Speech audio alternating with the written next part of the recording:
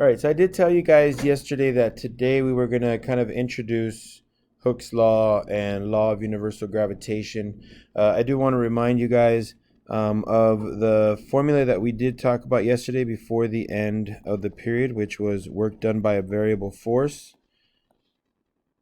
So I just want to rewrite it.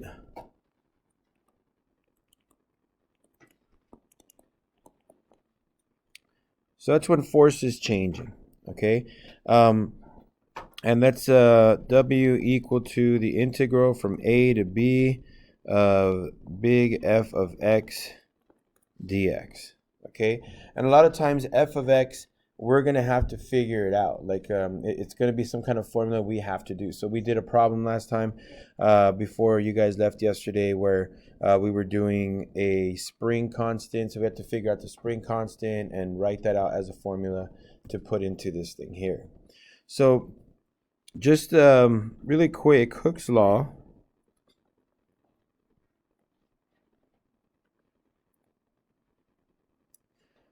is given as this formula, F equals to K times D, okay, where K is the spring constant. Some people will call it the constant of proportionality.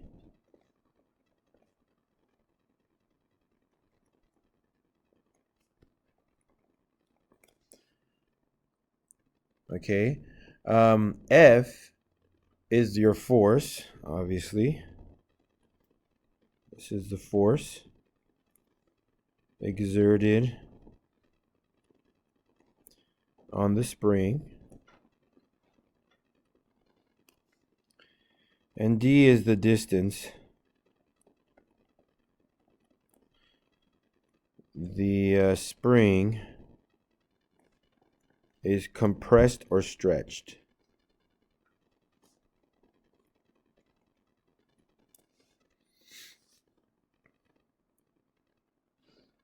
Remember that K value depends on the spring. Different springs have higher K values or other ones have lower ones. So, you know, the spring constant, or I guess you say its springiness, changes based on certain things. Obviously, cars have springs under them, okay? And those are really hard to bend by hand, okay? But a car will bend them because it's tons of weight. But then you have the springs inside of your pens. If you've ever taken your pens apart, you get the little spring inside. You can, you know, with 2 fingers just kind of smash that thing up and down, no problem. Okay, so different springs have different constants to them. Okay, now let me also write the law of universal gravitation. And by the way, just so you're aware, this formula here, this is what you use to create your f of x. Okay, so that's not like the formula you're going to integrate, like F equals KD. That's what you're using to create your f of x that goes into the formula. Now, the law of universal gravitation.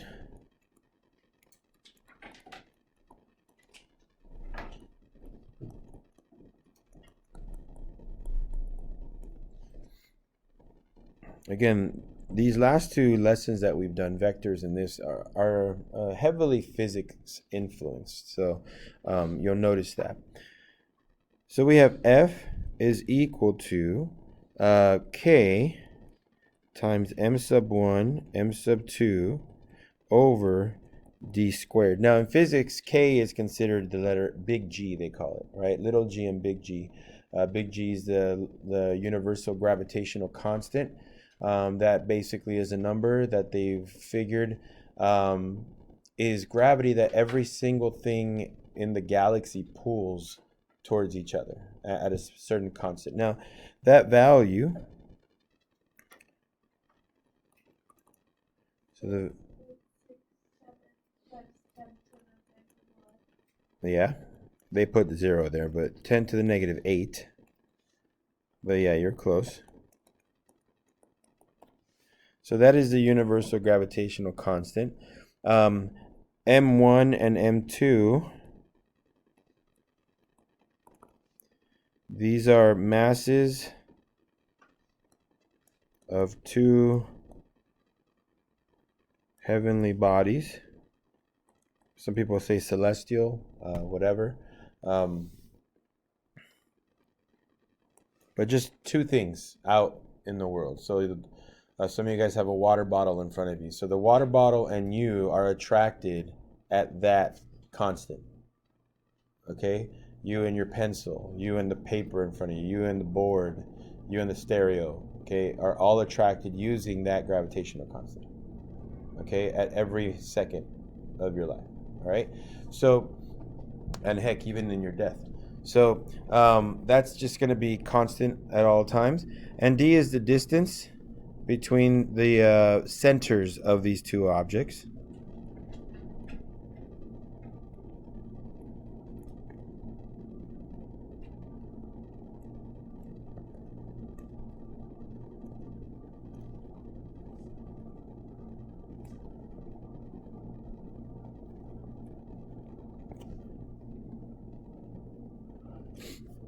So you don't go like from the Earth's, I guess, from the edge of its radius. No, you got to go all the way to the center, and that's where it's being taken from. So from the center of the objects. So we'll use these type of things. Again, f for us here could be f of x. It just kind of depends on what we're doing. So right now I'll show you an example of the law of universal gravitation. So let's write a problem here. Let me just highlight this. This is our main function for that. So it's a little wordy, so sorry about that, but I do want to write it out for us. It says a space module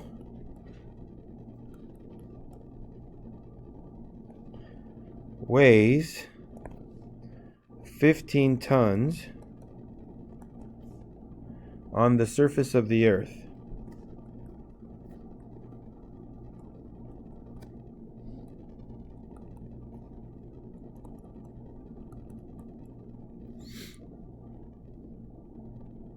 How much work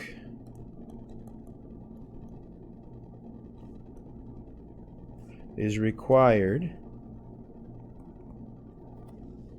How much work is required to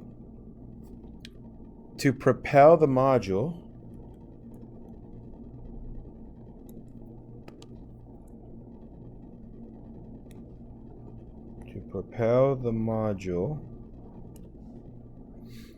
to a height of 800 miles above the Earth.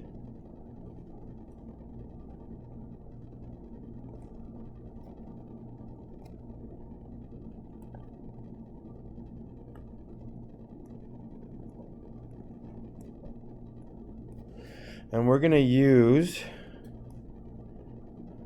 4,000 miles as the radius of the Earth.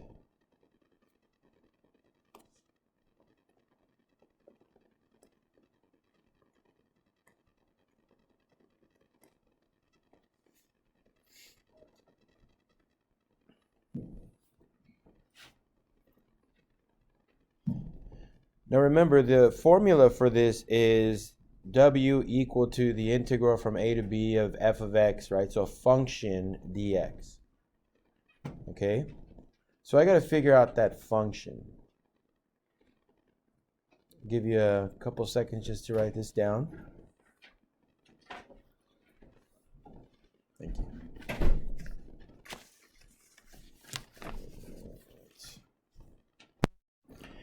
So we're going to start off with this formula here.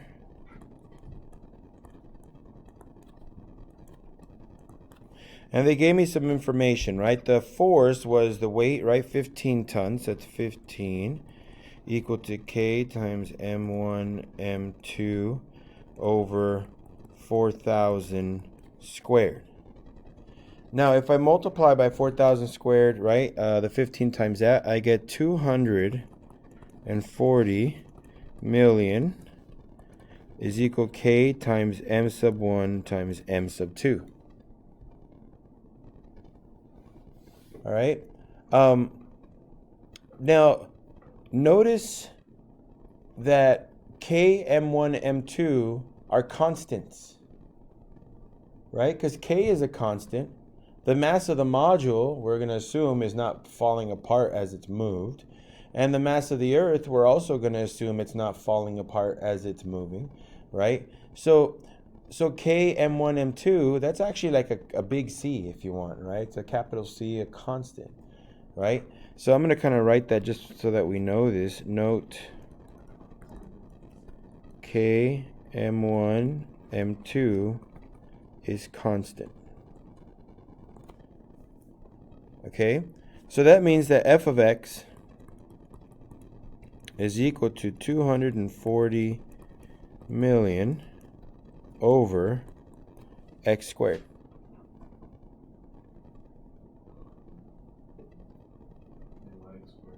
Well, it's I call it f of x, not f of d. If it was f of d, I'd put d squared, right? I'm just changing the variable to match the formula. So w is equal to the integral from a to b, a big f of x dx. So w would be 240 million over x squared dx. And now the question is from where to where? Well, remember, this thing was launched from the surface of the Earth, right? So that makes it a 4,000. And they wanted me to send it 800 miles higher. Yeah, 4,800. So at that point, you're going to integrate this. If you want to do it by hand, excuse me, I don't know why I did that, but if you want to do that by hand, you can. This will be a negative 240 million over x from 4,000 to 4,800, which is going to give us 10,000. Okay, that's how much work. Now, we got to remember the units. So this was in tons and in miles, so we're going to call it mile tons. So that's the amount of work required for that one. I mean, not too bad, right? You just got to kind of get your information, make sure you can find a function for it. Now, the one with the chain is a little bit different because the force in these other problems has been consistent, right? 10 tons. In yesterday's compression of a spring was 750 pounds. Previous to that, I think we moved a box that was 50 pounds total. I can't remember how much it was. But the force had been constant. But then sometimes the force isn't constant. Like I said, the chain problem, your force changes over time. So what happens here is that the change in work can be represented in two ways. Okay? It can be force delta x, or the change in work can be delta f, okay, times an x. So it could be your force times the change in distance, a constant force times the change in distance, which we've been doing, right? Or it can be a consistent distance, but with the change in force. In other words, like a chain, even though it's wrapped up, it's still going to be like 20 feet long no matter what. It doesn't change in its distance that you're going to pull it up. It's just changing in the amount of force that we did. So let me give you an example of this, and then, like I said, we're done. This is example number 2. Again, a little wordy, so let me write it out. A 20-foot chain weighing 5 pounds per foot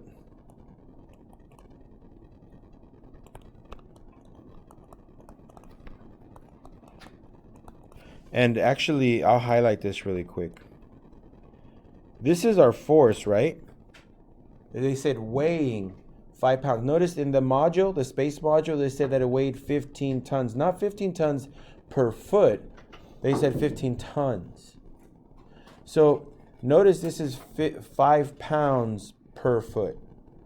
I don't need that per foot, so I'm going to have to do something to that force to make it not a rate, okay? So we'll deal with that in a bit. So a 20-foot, oh, I didn't put what it was, right? Sorry, a 20-foot chain I know I said it. But a 20-foot chain weighing 5 pounds per foot is lying coiled on the ground.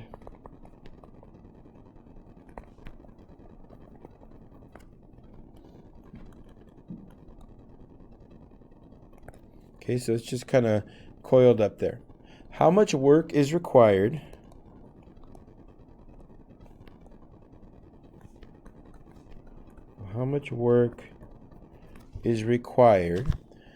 to raise one end of the chain to a height of 20 feet?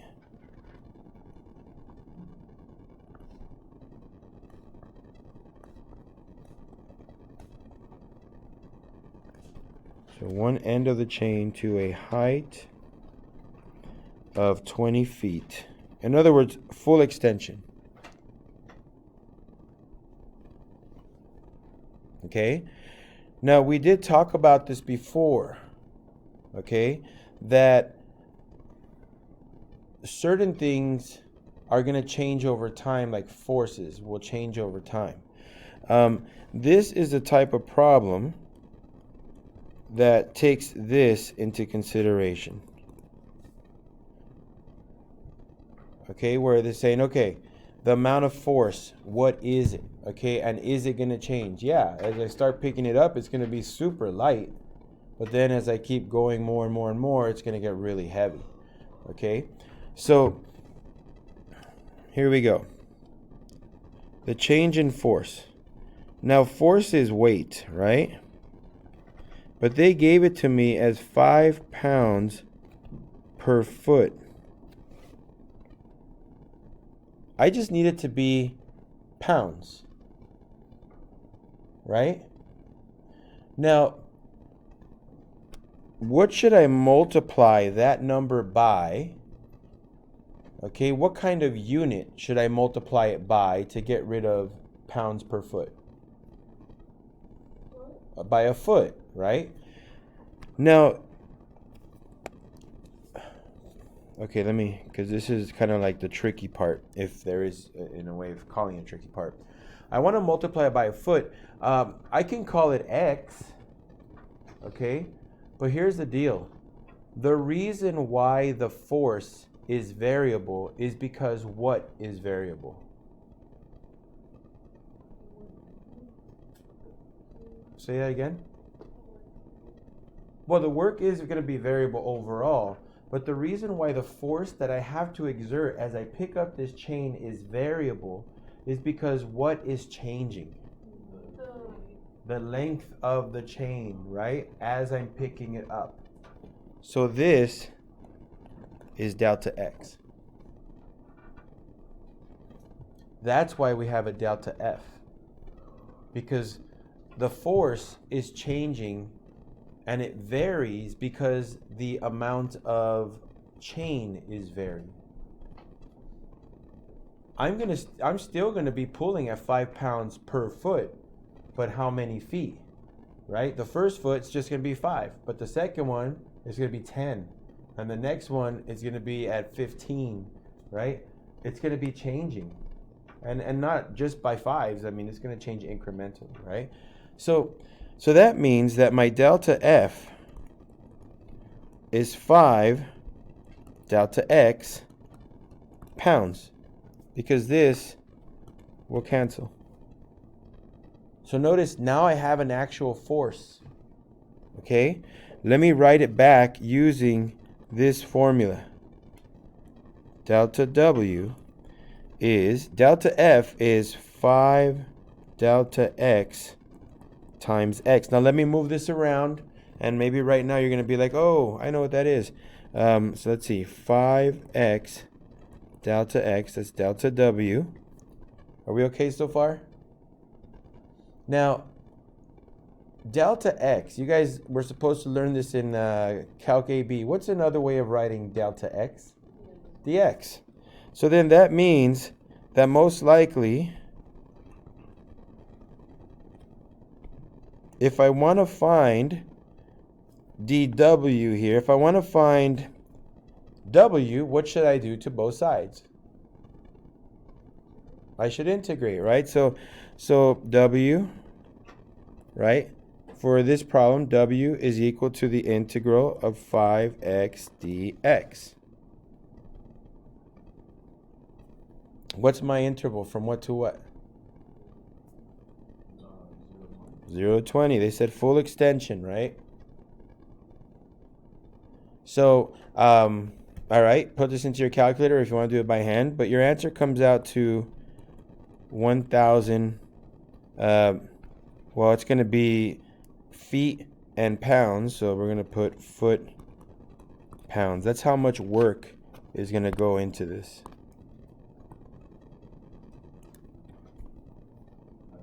And that's my answer. All right, so for homework, page 495, numbers 1 through 7, 13 and 15, 27 and 28. What's 27? Yeah, 27 and 28. And that'll be the last homework for the year for you guys. There is no new homework that you guys have to do. Well, actually, I guess I lied. We still got to do the Lagrange-error bound, but that's just like 4 questions, and it's not even from your book. So it's not a lie to say it's the last assignment from your book, but it's not the last assignment. You got one more to go, and that's going to be in a while, so no time soon.